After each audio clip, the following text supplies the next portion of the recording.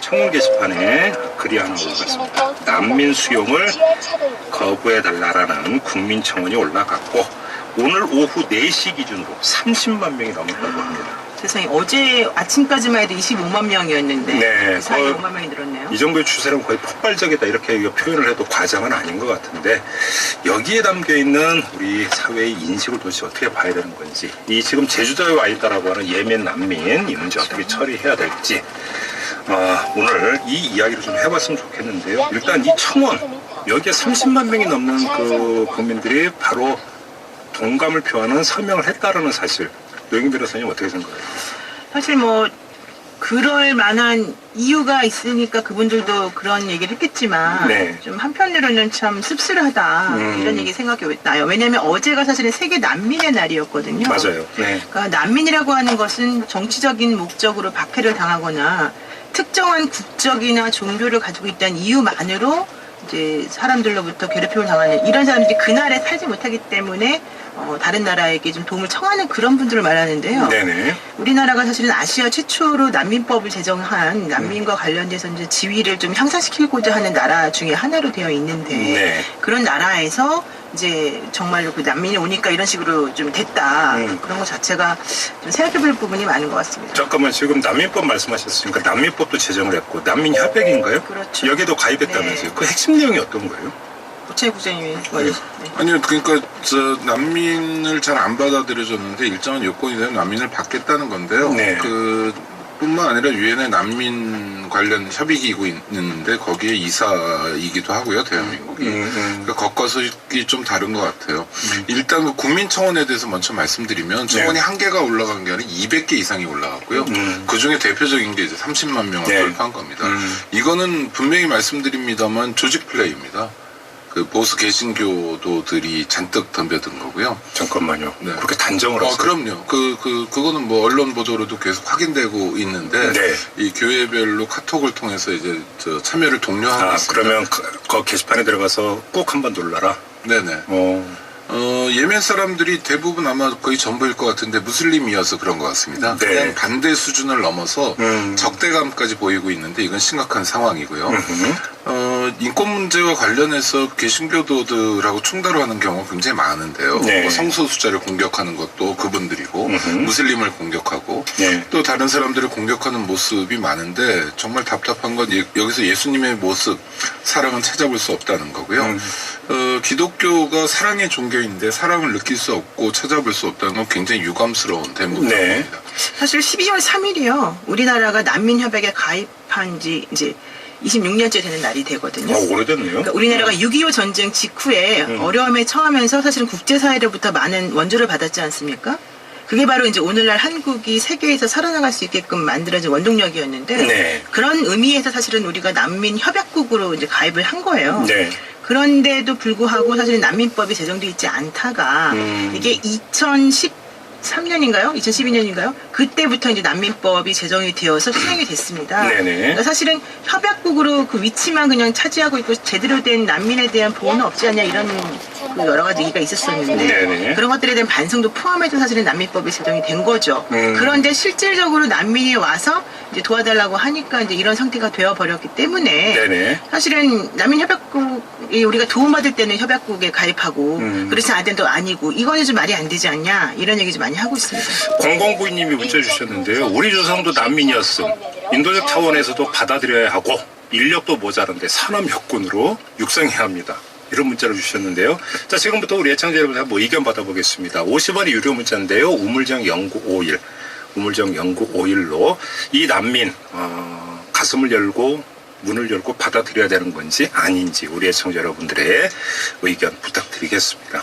자, 일단 먼저 이거부터 중간 정리를 해보죠. 그러니까 지금 난민법 제정 취지나 난민협약의 가입 취지로 볼 때 특별한 사유가 없다면 난민 받아들여야 된다. 두 분은 지금 이렇게 보시는 거죠.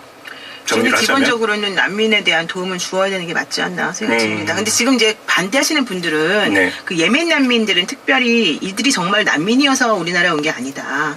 이들은 취업을 목적으로 사실 온 거기 때문에 난민이라고 하는 허를 그냥 덮어쓴 것이다. 이런 얘기 하시는데 네. 그건 이제 난민 심사를 통해서 좀 걸러져야 될 부분이 아닌가 좀 생각이 들기도 하고요. 네네. 또 하나는 그들이 사실은 이제 시아파하고 수니파 간의 그런 그 서로 간의 그 전쟁 때문에 이제 이런 문제가 발생한 건데 시아파든 수니파든 중동에 있는 남성들은 여성들을 함부로 한다. 그러니까. 그들에 대해서 우리가 이렇게 도와줘야 될 이유가 도대체 뭐가 있느냐. 또 이런 얘기 또 하시는 분들도 사실 있거든요. 예. 그래서 과연 그러한 이유 같은 것들이 과연 난민으로 받아들이냐 받아들이지 않느냐를 결정하는 기준이 되는 것이 타당할 것인가. 또 여기에 대한 얘기도 나와요. 알겠습니다. 자, 조금 전에 이제 오창익 국장님은 지금 청와대 청원 게시판 네. 이 현상 같은 이제 특정 종교 집단에 의한 조직 플레이라고 이제 지적을 해주셨는데 TBS 의뢰로 여론조사라는 결과가 있어요. 근데 자 이걸 어떻게 할 것인가 해서 받아들여야 된다보다 받아들이면 안 된다라고 하는 응답률이 한 10%포인트 높게 나왔다라고 하는 이런 TBS의 보도도 있었는데 자 그러면 그러니까 논점을 좀 하나로 좀 좁혔으면 좋겠습니다. 난민에 대해서 우리 사회에서 상당히 많은 사람들이 꽤 많은 사람들이 부정적인 시각을 갖고 있는 것만은 부인할 수 없는 사실인 것 같아요. 그렇죠. 자, 이거는 그리고 여기에는 여러 가지 이유가 막 그러니까 있는 것 같습니다. 일자리 뺏긴다, 뭐 가뜩이나 예산 없는데 지금 어떻게 그 혈세 들여서 그러니까 거기에까지도 지원을 해야 되느냐. 그 다음에 좀 뭐 그러니까 이 그 이슬람 무슬림 같은 경우는 뭐 이러이러한 문제가 발생할 수 있다. 여러 가지 이야기들이 나오고 있는 것인데 왜 그 우리 사회는 난민에 대해서 이렇게 좀 뭔가 폐쇄적이라고 할까요? 부정적인 생각을 갖는지. 좀 진단부터 해야 될 것 같습니다. 오창국 장님 어떻게 아니, 진단하세요? 모든 나라가 사실 난민에 대해서 부정적입니다. 일단 대한민국 국민들이 난민에 대해서 부정적인 건 낯설어서 그래요. 아, 낯설다. 그러니까 우리가 뭐 단일 민족 뭐 이런 순수 혈통 이런 걸 과장하고 또 자랑해 왔지 않습니까? 네. 그래서 다른 민족, 다른 나라 사람들에 대해서 굉장히 좀 배타성을 갖고 있습니다. 게다가 난민이라는 건 낯설죠. 네. 뭐 이를테면 뭐 독일 같은 나라는 지금까지 받은 난민이 150만 명이 되는 정도니까 네. 그런 거에 비할 바는 아닌데도 이게 난민이 사회적 문제가 되는 건 좀 답답한 거 같고요. 난민과 관련돼서 오가는 얘기들은 제가 확실하게 말씀드릴 수 있습니다. 대부분 괴담이에요. 이를테면 네. 난민으로 들어오면 뭐 138만 원을 준다 뭐 이런 얘기 있는데 네네네. 뭐 4인 가족, 5인 가족이 넘어야 되고 굉장히 여러 등급에서 최상위 등급이에요. 그러니까 실제로 난민 인정을 받은 사람들 중에 그런 돈을 받고 있는 사람들은 없다는 거예요. 그러니까 네네. 가장 극단적인 사례를 가지고 그분들이 들어오면 뭐 국민의 혈세가 낭비된다든지 또 일자리 같은 경우도 마찬가지입니다. 난민으로 오시는 분들이 대부분 저소득 국가에서 오세요. 미국, 프랑스, 영국, 뭐 스웨덴에서 오지 않습니다. 정치적으로 안정돼 있지만. 네. 그러니까 가난한 나라에서 오기 때문에 하시는 일들은 보통 그 외국인 이주 노동자 생각하시면 비슷해요. 그렇게 3D 업종이라는 데서 근무하는 거고요. 네. 요번에 제주도에 오신 난민들도 대부분 그 단기적이지만 일자리를 갖게 되는데 네. 뭐냐 고기잡이 배 타고 이러거든요. 그러니까 한국 사람들로는 도저히 노동력을 구할 수 없는 그러나 또 그 뭐 고기를 잡든 어떤 일이든 간에 그 산업은 굴러가야 되는데 그런 부분에서 사실 어떤 면에서는 우리의 취약한 면을 보완해 줄 수 있는 분들입니다. 네. 또 말씀드립니다만 앞서 제가 독일이 150만 명 정도 된다고 그랬잖아요. 스웨덴은 인구가 1000만이 안 됩니다. 우리하고 축구 때 붙었죠. 근데 940~50만 정도 되는데 스웨덴이 받은 난민이 33만 명이에요. 그동안. 예. 그런데 우리는 지금 난민 들어온 게 제주도에 들어온 사람이 561명인데 이 중에 전부 난민 신청은 안 했고 549명이 난민 신청한 거 가지고 지금 나라가 들썩들썩 네. 하는 거거든요. 네네. 이건 우리나라의 위상이나 대한민국은 실제로 경제 규모로는 세계 10위권 아닙니까? 우리는 인식하지 못하지만 대한민국이라는 나라가 상당히 강대국이고 잘 사는 나라인데 네. 그 나라의 품격에 맞는 것 같지는 않아요. 좀 아쉽습니다. 명희 변호사님은 지금 우리나라가 사실은 1992년도 12월에 난민 지위 협약 가입했다가 네. 2001년 이전에는 그럼에도 불구하고 전혀 난민 신청을 받아주지 않았었어요. 한 건도? 네, 한 건도. 네. 그러다가 이제 최근 들어서 이 난민을 받아들이는 게 되었는데 네. 이러다 보니까는 그 근데 판례 같은 것들도 사실은 나중에 나와서 외국인에게까지 난민 지위를 인정해준 판례가 나온 거예요. 그러니까 입국 당시에는 난민이 아니었던 외국인에게 네네. 난민 지위를 인정해줘야 된다는 판례가 2006년 2월 3일에 선고된 게 있어요. 네. 그러니까 그런 식으로 우리나라는 사실 약간 이중적인 태도를 가지고 있다는 거예요. 그리고 지금 오찬익 국장님 말씀하신 것처럼 그들이 사실은 떠돌고 있는 괴담에 휩쓸려서 좀 뭔가 좀 잘못 생각하고 되게 피해의식을 가지고 있는 게 아닌가. 이런 것들에 대해서 좀 생각해 볼 수 있는데 한편으로는 또 생각을 해보면 예. 제주도 같은 경우는 사실 관광도시거든요. 관광섬이잖아요. 네네. 근데 거기에 이제 우리들하고는 전혀 생김새도 다르고 문화도 다른 사람들이 갑자기 막 몰려오는 거예요. 그렇게 되면은 이분들이 사실 지금 노숙하고 혹은 뭐 해변에서 자고 이런 일이 많이 벌어진다고 하지 않습니까? 그런데다가 외국인들이 또 범죄를 저지를 가능성도 많이 있다라고 이제 걱정하는 분들이 많기 때문에 네. 그런 분들을 생각하면 혹시 우리가 좀 위험해지는 거 아닌가라는 그러니까요. 생각을 할 수 있어요. 예. 그러다 보니까 이제 잘못 얘기되어지는 괴담 플러스 눈으로 직접 봤을 때 그런 여러 가지 안 좋은 부분들 이런 것들이 합쳐져서 사실은 이제 난민이라고 하는 것에 대해서 더 색안경을 끼거나 편견을 가지고 있는 게 바로 아닌가. 그 점은 좀 이따 다시 한번 여쭤보겠는데요. 지금 문자가 계속 들어오고 있는데 그 몇 분의가 문자 좀 소개를 해드리고 이어가도록 하겠습니다. 2767님은 대책을 세우고 받아들이는 게 맞습니다. 개구리 올챙이적 생각을 해야죠. 우려되는 점도 있지만 제도를 만들거나 받아들일 수 있는 방안을 찾아야죠. 이런 의견을 주셨고요. TBS 앱으로 환희현이님은 난민 반대는 반인륜적인 것 같네요. 우리나라가 난민 상태였다면 지금 이런 상황을 예멘 난민들이 들었다면 그 마음이 어떨까 착잡하겠네요. 이런 의견을 주셨고요. 0236님은 사람이 먼저인 대한민국입니다. 내 주머니를 따지지 말고 잘 생각해 주셨으면 좋겠습니다. 라고 주셨고요. 2578님 난민에 대한 부정적인 인식이 너무 심한 것 같습니다. 이제 단일민족이라는 환상에서 빠져나와야 된다고 생각합니다.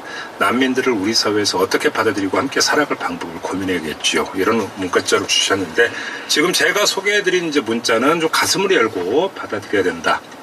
그렇죠. 이런 취지의 이제 문자가 많이 들어오고 있는데 일각에서는 어떤 이야기냐면 조금 전에 이제 그 노영희 변호사께서 이제 그 하신 말씀을 받아서 좀 추가로 질문을 드리면 이렇게 이야기하는 사람들이 있습니다. 아니 조선족이라고 불리는 제중족포를 받아들여서 서울에 뭐 제가 뭐 동 이름을 이야기하지 않겠으면 특정 지역 봐라 거의 우범지대화 되어 있지 않느냐. 그렇죠. 근데 지금 같은 핏줄인 그 제중동포 받아들이고 저런데 피 하나 섞이지 않은 외국인을 난민으로 받아들여서 만약에 되면 도대체 우리 사회 불안을 어떻게 하라는 이야기냐 이렇게 주장하는 사람들이 있습니다. 제가 말씀드릴게요. 네. 제가 범죄 전문가입니다. 범죄를 많이 저지르진 않는데 네. 일단 우범지대라는 건 이미지예요. 실제로 그 지역이 범죄율이 높냐 그런 건 아니고요. 우범지대라는 인상은 사실 영화 드라마를 많이 봐서 그렇습니다. 그렇죠. 영어 여러 편 있었죠. 그리고 아주 심각한 범죄는 꼭 제중동포에게 시키거나 이런 경우가 있는데 오해고요.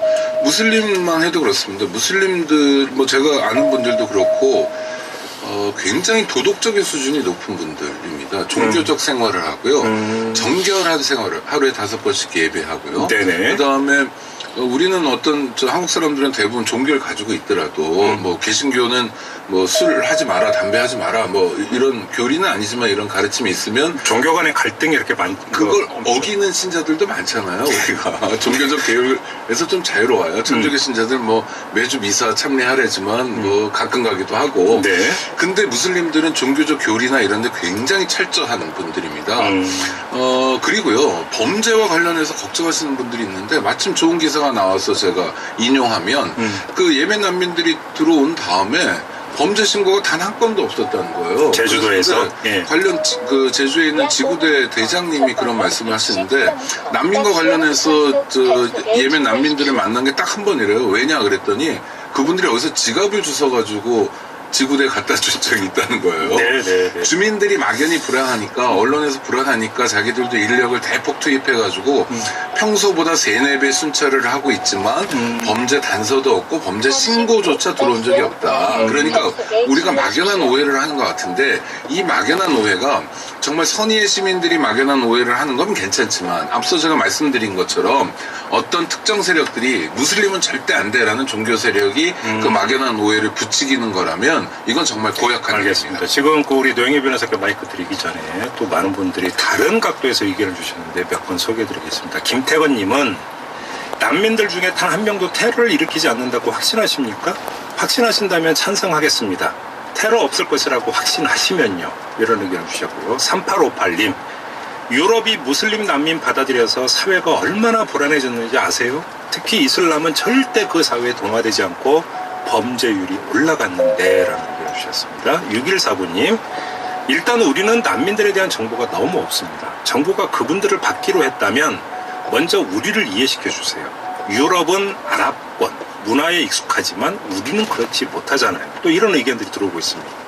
노영희 변호사님 어떻게 생각하세요? 저는 그런 부분은 난민 심사라고 하는 과정을 통해서 어느 정도 걸러질 수 있지 않나 생각이 듭니다. 그렇죠. 그러니까 네. 난민법이라고 하는 것은 이제 난민의 지위에 관련해서 우리가 인권적으로 접근해서 그분들을 좀 살기 좋게 해주라라고 한 취지를 만들어졌지만 네. 그렇다고 해서 그분들을 받아들여서 우리나라 사회가 이상해진다면 사실은 그건 난민법하고 우리나라 국민을 보호해야 될 의무하고 사이에서 충돌이 일어나는 거거든요. 그렇죠. 그래서 나라에서는 난민 심사를 하게 됩니다. 난민 신청한다고 무조건 다 받는 건 그럼요. 아니죠. 예, 그러니까 예. 지금 그 우려하시는 분들처럼 만약에 그런 난민들이 문제가 있을 거라고 생각이 되고 그분들의 네. 성향이나 사상이 우리나라하고 맞지 않아서 큰 문제가 발생할 거라고 예상이 된다면 그분들에 대해서는 난민으로 인정하지 않으면 되는 거거든요. 네네. 근데 그런 것들이 확인되지도 않은 상태에서 무조건적으로 그들은 그럴 것이다라고 하는 생각을 가지고 네. 그분들에 대해서 뭐 선입견을 가지고는 안 됩니다라고 말하는 것 자체는 조금 부정적으로 봐야 되지 않을까 생각이 들고요. 네네. 저는 아까 그 이제 댓글 읽어주신 분 중에서 문자 읽어주신 분 중에서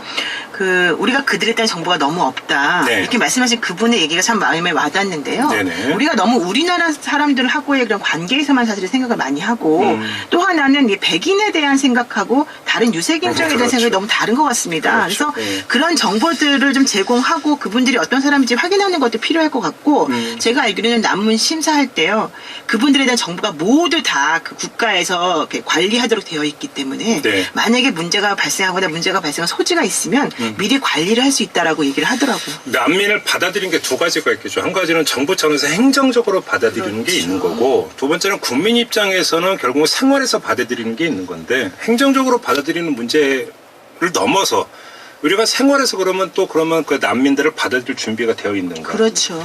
사실은 그 몇 년 전에 그 인도인이 버스를 탔다가 그 봉변을 당했던 기억나시죠? 대학 교수였죠. 그러니까. 네. 자, 우리 사회가 그러면 저 개방적인 어떤 그런 가치 어떤 생활을 공유하기 위한 준비가 되어 있는가?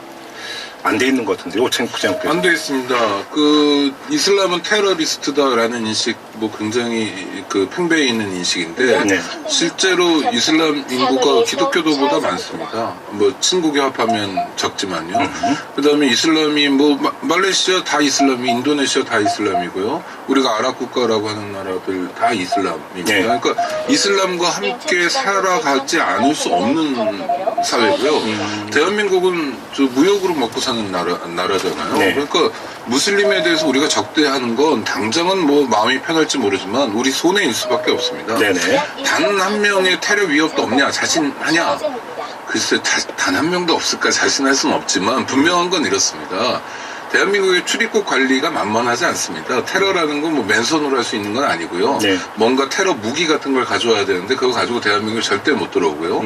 제주 지역이 무사증 지역이어서 이제 예멘 사람들이 500명씩 들어왔는데 네. 들어오더라도 공항 검색대를 통과 못 합니다. 그러면 뭐 맨손으로 테러할 수 없는 거기 때문에 그 부분에 대해서는 조금 걱정을 안 하셔도 될 것 같고 다른 나라에서 테러가 일어나는 경우는 어떤 경우가 있냐면 그렇게 테러가 좀 가능한 사회적 여건들이 있는 거죠. 총기가 자유롭다거나 이런 거. 물론 뭐 총으로 안 하면 뭐 버스를 훔쳐서 버스로 테러할 수도 있지 않냐. 이렇게 상상을 하면 끝이 없지만 네. 그런 걱정은 정말 싫다는 것의 다른 표현이 아니라고 생각하고요. 난민이 만약 테러할 사람이라면 그 사람은 난민의 방식으로 들어오지 않을 거고 다른 비즈니스나 뭐 글쎄요 뭐 기자나 이런 걸 사칭해서 들어오겠죠. 아니 테러범 막으라고 테러 방지법 그렇게 해서 통과시켰죠. 아니 그 대한민국 테러에 대해서 굉장히 여러 가지 이중 삼중의 안전장치가 잘 돼 있는 나라고요. 실제로 테러가 뭐 해방 공간을 제외하고는 존재한 적도 없었습니다. 그래서 그 부분에 대해서 많이 걱정 안 하셨으면 좋겠다는 생각이 듭니다. 우리 노영희 변호사께 다른 질문 좀 하나 드릴게요. 지금 난민을 받아야 된다 말아야 된다는 이야기에는 우리 정부가 난민 심사를 적극적으로 해서 난민을 되게 적극적으로 받아들인 것처럼 지금 오인될 소지가 있는데 제가 알고 있기로는 우리나라에서 난민 인정해주는 비율이나 이게 상당히 인색한 것으로 저는 알고 있는데 그렇지 않나요? 상당히 인색하고요. 예. 지금 그 난민을 받아달라고, 난민의 지위를 인정해달라고 신청을 해도 네. 한 3년 정도 걸려요, 사실은. 아니 3년은 뭐 재판까지 하면 3년 정도 그러니까 걸리죠. 기본적으로 뭐 7, 8개월 정도 걸리는데요. 0.5%입니다. 우리가 받아주는 게 안 받아줘요. 아, 신청한 사람 중에서 오케이 한 게 0.5%. 네, 그리고 제가 거의 뭐 그러네요. 그 예전에 초창기라고 할 수 있는데 7, 8년 전에 버마, 미얀마가 이제 그 민주화가 안 돼가지고 굉장히 많이 탄압을 받았잖아요. 이주 노동자로 오신 분들이 버마 민주화를 위해서 투쟁합니다. 그리고 우리로 보면 백범 김구 선생님 같은 분들이에요. 버마 대사관 앞에서 시위도 하면 버마 대사관에서 사진 채증을 해요. 그럼 신변의 위협을 느낍니다. 이런 분들이 버마 대사관에서 한 번 뭐 온 게 아니라 뭐 매주 와가지고 100번씩 온 사람들이 난민 신청을 해도 대한민국 정부 법무부가 안 받아줬어요. 네. 그럼 그 사람들은 어떻게 했냐? 노 변호사의 말씀처럼 3년씩 걸리는 재판을 통해서 겨우 난민 신청을 받는 겁니다. 법원은 조금 해주는데 법무부는 인색하기 짝이 없었고요. 그러니까 대한민국이 난민에 관해서는 정말 후진국 수준을 면치 못하고 있습니다. 부끄러운 일이에요. 그래서 지금 이제 언론에서 사실은 조금 국민들을 호도하는 면이 사실 좀 있다고 생각이 들어요. 예, 예. 물론 이제 사실적인 기사를 내보내죠. 그러니까 난민 신분을 인정해달라는 외국인의 신청이 상반기에만 7,000명이다. 향후 3년 내에 누적 신청자가 12만 명을 넘을 것이다. 뭐 이런 얘기 되게 많이 해요. 그러면 예, 예. 우리가 너무 놀래죠. 그렇게 많은 사람들이 난민이라고 하면서 우리나라 들어오나? 한꺼번에 밀려오는 거 아니야? 뭐 이런 생각이 그렇죠. 들겠죠. 근데 이거는 신청자의 수준이라는 거예요. 예. 그러니까 신청했다고 해서 다 받아들여주는 게 아니잖아요. 그러다 보면 실질적으로 인정된 숫자는 정말 작기 때문에 네. 이것 때문에 우리가 지금 질서가 무너질 거라고 걱정할 정도 수준은 아니다. 그렇기 때문에 이제 신문이나 뭐 언론이나 이런 것들을 접할 때 네. 우리가 조금 정보의 선택을 제대로 해야 될 필요가 있어요. 알겠습니다. 이제 또 시간이 다 됐네요. 벌써 마무리를 해야 될 것 같은데. 벌써 50분. 그러게요. 지금 뭐 문재인 대통령 같은 경우 이제 그 조사를 좀 면밀히 하라는 지시까지 그렇죠. 이제 그 내려놓고 지금 러시아로 이제 그러니까 국빈방문자 떠났는데요. 정부가 어떻게 해야 된다고 생각하세요? 정 부장님 짧게 정리해 뭐 주신다면. 준비가 대책이 없는 건 사실입니다. 지금 예멘 사람들도 어디 먹고 잘 데도 없는데요.